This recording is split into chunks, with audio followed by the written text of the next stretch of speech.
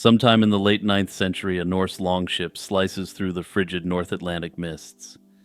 Its crew, guided by legend and the flight of ravens, makes landfall on a primordial volcanic island. This is a landscape of black sand, steaming vents, and stark mountains that would come to be known as Iceland. But as they explore this new world, they find something that doesn't belong. They find no native people, no signs of a permanent settlement, but rather the ghostly traces of a presence that came before them. Left behind in the solitude are strange and unfamiliar artifacts, Irish books with their distinctive lettering, finely crafted bronze bells, and the curved wooden staves of Christian holy men. These men were called the Papar by the Norse, and their existence has framed a medieval historical mystery that has now gone on for over a millennium. The bedrock of the Papar legend is found in a handful of medieval texts. The earliest potential hint comes not from Iceland, but from Ireland itself, where the Papar are thought to originate from. Around 825, an Irish monk and geographer named Dai Cool wrote De Mensura Orbis Terrae, or in English, On the Measurement of the World. In it, he describes Irish holy men who, around the year 795, had resided on a northern island he calls Thula, a place where they experienced the midnight sun. While he never explicitly names Iceland, his account establishes the crucial plausibility of such voyages long before the Norse arrived. The first definitive Icelandic source, however, was written nearly 250 years after the settlement began. Between 1122 and 1133, the priest and historian Ari Thorgilsson, known as Ari the Wise, penned a text known in English as the Book of the Icelanders. His account is brief but clear. Christian men, whom the Norse called Papar, were on the island when the settlers arrived. They departed, he writes, because they refused to live alongside heathen people, leaving behind their Irish books, bells, and staves as proof of their origin. This narrative was later repeated and solidified in the Book of Settlements, a more extensive work compiled in the 12th and 13th centuries. This text reaffirms that the Papar were Westmen, a Norse term for Gaels from Ireland and Scotland, and lists their abandoned artifacts as the primary evidence. A critical examination of these sources, however, reveals that they may not be independent confirmations of these Irish monks, but rather a literary echo. The Book of Settlements account is widely seen by scholars as being derived directly from Ari's earlier Book of the Icelanders. More compelling is the theory that Ari himself may have based his story on Dai Cool's much older, geographically vague text. If so, the entire literary tradition of the Papar in Iceland could rest on a 12th century Icelandic priest's interpretation of a 9th century Irish account that never even mentioned Iceland by name. This transforms the narrative from one supported by multiple sources into a single influential thread that was repeated over time. While the texts are debatable, the motivation for such a journey is not. The story of the Papar is entirely plausible because of a powerful spiritual movement in early medieval Ireland known as Peregrinatio pro Christo, or Wandering for Christ. This wasn't missionary work or pilgrimage in the modern sense. It was a radical form of ascetic renunciation. Inspired by biblical calls to leave home and family to follow God, these monks sought a lifelong voluntary exile. They believed that by abandoning their kin and homeland, they could achieve a purer state of devotion, not held down by any worldly connections. For these men, the vast, empty North Atlantic became their desert, a place of extreme isolation where they could imitate the highly influential early Christian desert fathers of Egypt. This quest for a desert in the ocean led them to establish hermitages on impossibly remote sea crags throughout the region. A voyage to the ultimate isolation of Iceland wasn't a leap of faith, but the logical conclusion of their spiritual quest. Notably, the medieval Irish were an adept seafaring people and possessed the technology for medium to long-distance travel. The powerful ideology of peregrinatio provides a robust why for the story, even if it doesn't constitute proof of what actually happened. If these Irish monks were real, they should have left some trace. Yet the search for concrete archaeological evidence has been frustratingly inconclusive. The most logical place to look, the island of Peipi off Iceland's east coast, has yielded nothing. Multiple excavations have found only remains of later Norse settlements. The most interesting clues come from a series of man-made caves in southern Iceland, which contain numerous simple crosses carved into their soft stone walls. Some researchers argue that the style of the oldest carvings resembles those found in the Celtic world around 800 AD. However, these claims are highly speculative. The crosses are simple in design, impossible to date physically, and located in caves used for centuries. Even place names like Peipi are potentially unreliable. Norse settlers arriving from Scotland and Ireland were already familiar with the term papar. They may have simply applied the name to remote locations that looked like places such monks would inhabit, without any ever having been there. If we assume for a moment that the papar were a real historical community, the question naturally turns to what happened to them. According to traditional accounts, they were unwilling to share their solitude with pagan Norsemen, so they simply packed up and left. That said, this account was written down well after Icelandic people had been Christianized, and these Irish monks leaving may have been a way to boost their virtue. That is to say, the later Icelandic people felt a significantly greater spiritual connection to the Irish monks than they did their own pagan ancestors. However, other fates are just as likely and have also been suggested. It doesn't take a genius to figure out that a small, celibate, all-male community would be demographically unsustainable. Not to turn this into a biology channel or anything, but they simply couldn't possibly add to their own numbers. Without new recruits, they would have simply gone extinct within a generation or two, perhaps before the main wave of Norse settlers even arrived. However, it's also possible that some remained and assimilated into the new Norse Gaelic society, a population that already included many Christians from the British Isles. Some of these Christians were early Viking converts, but a good number of them weren't in Iceland willingly. These monks may have seen it as their duty to provide some comfort and care to these Christians who were also in a new land.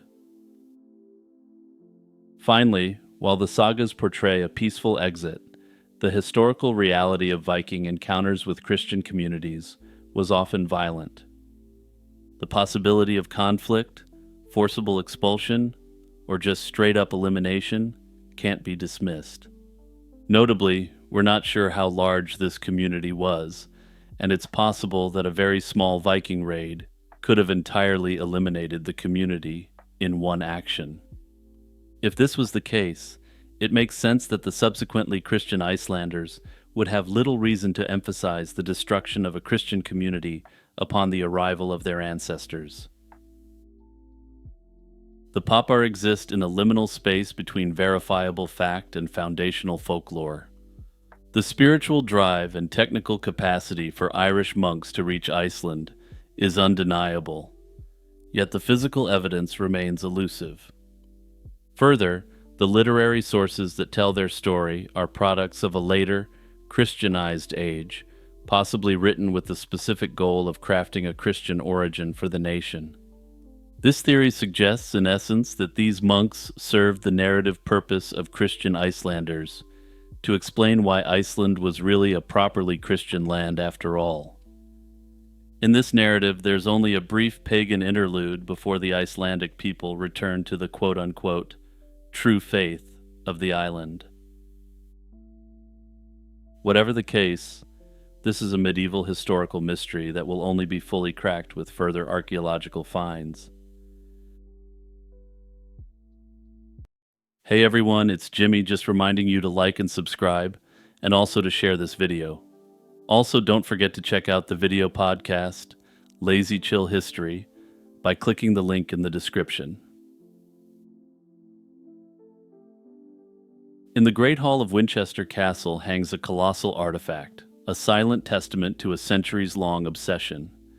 It's an 18-foot diameter tabletop, weighing over a ton, its surface divided into alternating green and white panels. Inscribed in gold leaf are the names of legendary knights, including Lancelot, Gawain, Galahad, and Percival. At its center blooms the iconic red and white Tudor rose. At first glance, it seems to be the very round table of King Arthur, but a closer look reveals a fascinating deception. The face of King Arthur, seated in the place of honor, isn't that of a 6th century leader, but a 16th century monarch, King Henry VIII. And the table itself, though painted during his reign, wasn't crafted in the mists of Camelot. Modern scientific evidence indicates that its timbers were felled around 1275 during the rule of Edward I.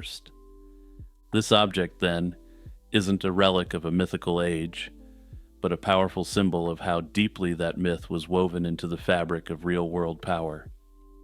It stands as a physical embodiment of a compelling question. Why did the legend of King Arthur and his fellowship become so potent that for 3 centuries, Europe's elite dedicated immense wealth and effort to reenacting it? The answer lies in the spectacular, costly, and often dangerous festivals known as round table tournaments, where literary fantasy became a vital tool of political theater. Before a single knight could don a persona, the legend itself had to be forged. The Arthurian myth that captivated the medieval world was not an ancient story handed down intact, but a literary construction built over more than a century. It began in earnest around 1136 with Geoffrey of Monmouth's History of the Kings of Britain. This transformed Arthur from a shadowy warrior of Welsh folklore into a magnificent king. A generation later, in 1155, another work added the most crucial piece of furniture in Western literature, the Round Table itself. According to the lore, it was introduced as a clever device by Arthur to prevent quarrels, ensuring no knight could ever claim a seat of precedence. In essence, the knights of the Round Table were all equals with one another, at least in terms of optics. Further writers took the martial court and imbued it with the sophisticated ideals of chivalry and courtly love, transforming Arthur's knights from mere warriors into spiritual seekers. They embarked on quests not just for earthly glory, but for holy relics like the Grail, their adventures becoming allegories of honor, temptation, and piety. The power of this narrative lay in its central symbol. In a rigidly hierarchical feudal society, the table's circular shape was a revolutionary concept, representing equality, unity, and a camaraderie that transcended simple vassalage. This fellowship, bound by vows of honor and loyalty, became the ultimate model for the great chivalric orders that would flourish across Europe. Some storytellers even gave the table a divine origin, claiming Merlin had modeled it on the table of the Last Supper, lending it sacred authority. To understand the unique character of the Round Table tournament, one must first appreciate the evolution of the tournament itself. It underwent a dramatic transformation from a brutal game into a regulated, theatrical sport, creating the perfect stage for the Arthurian fantasy to be performed. The earliest tournaments, which emerged from northern France in the 11th century, were little more than full-scale mock battles. These tournaments could also be used to generate both prestige and profit. The legendary William Marshal, who rose from a landless knight to regent of England, was said to have bested over 100 knights in just a few months on the tournament circuit. As time went on, these tournaments developed from these mock battles to what we generally think of today, that is to say, one-on-one combat and jousts. These tournaments eventually grew to be a sort of theater, where knights could show off not just their martial prowess, but also their chivalrous conduct. For instance, while the earliest tournaments were almost gladiatorial combat between high-born men, later tournaments were designed with safety and theatrics in mind. The Round Table Tournament was the ultimate expression of this new theatricality. It was a specific, highly stylized subgenre of the tournament that blended martial sport with immersive, myth-based entertainment. A round table was more than a series of jousts and one-on-one combat. It was a multi-day festival of feasting, dancing, and pageantry, all meticulously designed to imitate the legendary court of Camelot. The first recorded event of this kind was held not in England or France, but in Cyprus in 1223 to celebrate a knighting ceremony, and the fashion quickly swept across Europe. These events would be recorded wherever the matter of Britain had become popular, in an area spanning from the Iberian Peninsula to the Holy Roman Empire. Its defining feature, and what set it apart from a standard tournament, was the adoption of Arthurian personas. Attending knights would assume the names, and sometimes the heraldic arms of famous figures, including Lancelot, Gawain, Tristan, and Percival. Essentially, they immersed both themselves and the audience in a live-action fantasy. This element of role-playing elevated the event from a simple competition to a performance. Central to this performance was the presence of ladies and the ideals of courtly love. Once a literary trope, courtly love became a key part of the tournament's script. Knights would publicly declare they were competing for the honor of a chosen lady, wearing her token tied to their helmet or lance. The lady, in turn, became the inspiration for the knight's valor and the ceremonial bestower of prizes, transforming the violent contest into a romantic drama. This adoption of personas served a sophisticated social and psychological purpose. Medieval aristocratic society was a web of fierce rivalries and complex feudal loyalties. A standard tournament could easily inflame these tensions, sometimes devolving into a real battle. The round table format, however, provided a crucial safety valve. By requiring participants to play the roles of a legendary unified brotherhood, it allowed real-life rivals to compete fiercely, but within a fictional framework. After all, everything could be explained away that it was just theater, with Gawain jousting against Lancelot. By the 16th century, the great age of the tournament was drawing to a close, brought down by a confluence of social, military, and economic pressures. As the events became ever more focused on pageantry, the costs spiraled out of control. Fabulously expensive armor, extravagant costumes, and multi-day feasts made hosting or even participating exclusive to the wealthiest monarchs and nobles. At the same time, the tournament's original purpose, as training for combat, had become almost entirely obsolete. The rise of professional infantry armies equipped with longbows, pikes, and, decisively, gunpowder weapons had rendered the armored knight far less effective on the battlefield. The specialized skills of the joust no longer translated to victory in actual combat. The Round Table Tournament was a critical, glittering phase in the process of embedding the concepts of chivalry, honor, and fellowship deep into the Western cultural psyche. For 3 centuries, it was the stage upon which a literary ideal was brought to life. It was a place where the elite of Europe could, for a few days, inhabit a world more noble, more romantic, and more orderly than their own. History remembers January 2nd, 1492, with a single powerful image, a king handing over the keys to his city, and with them, an entire civilization. On that day, Abu Abdallah Muhammad XII, known to the Spanish as Boabdil, rode out from the Alhambra Palace to surrender Granada to the Catholic monarchs Ferdinand and Isabella. This act marked the end of the Reconquista and nearly 8 centuries of Muslim rule in the Iberian Peninsula. The story that follows him out of the city gates has become one of history's most poignant legends. As his mournful party reached a mountain pass, Boabdil is said to have looked back one last time at his lost paradise and wept. It was then that his mother, Aisha, supposedly delivered a withering rebuke, telling him he's weeping like a woman for a kingdom he couldn't defend like a man. But this story, likely a fiction crafted by the victors, obscures a much deeper mystery. The real disappearance of Boabdil wasn't in that single tearful moment, but in the quiet fading of his life from the historical record. Following the surrender, Boabdil wasn't immediately cast out of Spain.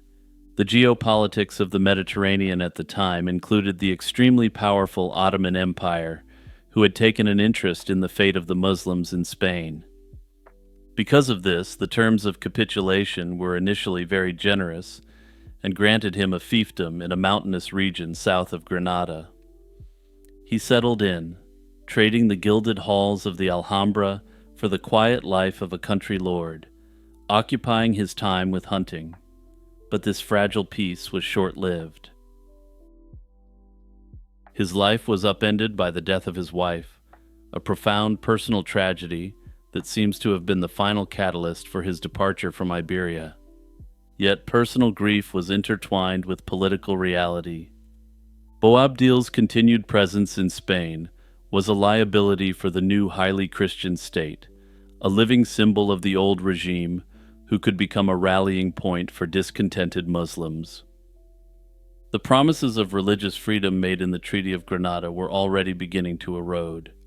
His departure, therefore, was politically convenient for Ferdinand and Isabella.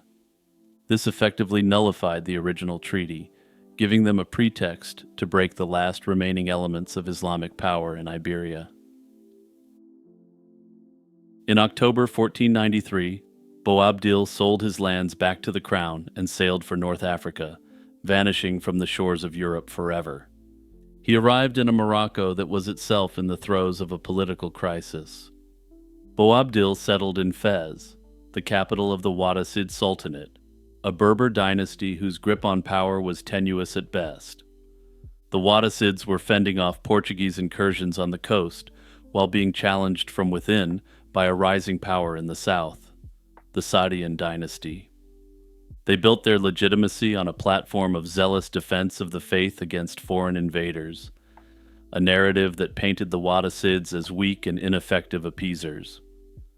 In fact, the Wattasids had signed a treaty with Spain in 1485, promising not to aid Granada in its war. In this volatile environment, Boabdil was a prestigious but deeply awkward guest. He was a symbol of the lost glory of Al-Andalus, but also a symbol of defeat at the hands of the very Christians the Wattasids were accused of placating. As a king who had surrendered, he represented the opposite of the militant ideology fueling the Saadian rise. It's no surprise, then, that he was likely marginalized at court and seems to have lived a quiet life, far from the political fray. He was a ghost from a fallen kingdom, a political footnote in another kingdom that was fighting for its own survival. It is here, in the labyrinthine alleys of Fez, that Boabdil truly disappears.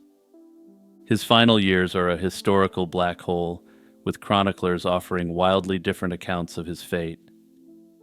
This confusion is the heart of the mystery, a set of competing narratives that have left his end uncertain for over 500 years.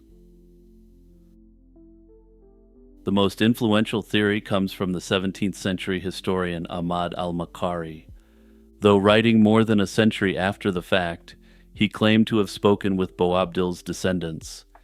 He asserted that the exiled king lived a long and quiet life in Fez, passing away around 1533 at about 75 years of age. A competing version, from a 16th century Spanish chronicler, gives Boabdil a more dramatic end, claiming he perished in battle around 1536. Under this theory, he was an active field commander in the conflicts between the competing Moroccan dynasties. However, this theory is largely considered discredited, as it's unlikely that a man of almost 80 years old would have been in the field, even in a commander role. Further, this theory is also discredited by the fact that Boabdil's uncle actually did perish under these circumstances, and it's likely the chronicler had his wires crossed on the facts. An even older theory, now largely dismissed, placed his passing much earlier, in 1494 in Algeria. The sheer range of dates suggested in the sources, ranging from 1494 to as late as 1538, indicate the extreme uncertainty about Boabdil's fate. This historical cold case has inspired a modern quest. In recent years, a research team believes they've located Boabdil's final resting place beneath a derelict mausoleum on the outskirts of Fez. Using ground-penetrating radar, they've identified what appear to be human remains and tombstones, consistent with the burial of a sultan alongside a holy man. Notably, this project is currently stalled by bureaucratic hurdles, but the team hopes to one day excavate the remains and perform a DNA analysis. It turns out that some of Boabdil's descendants converted to Christianity and married into the Spanish nobility. As such, this testing could prove that the remains in Fez are those of the last king of Granada.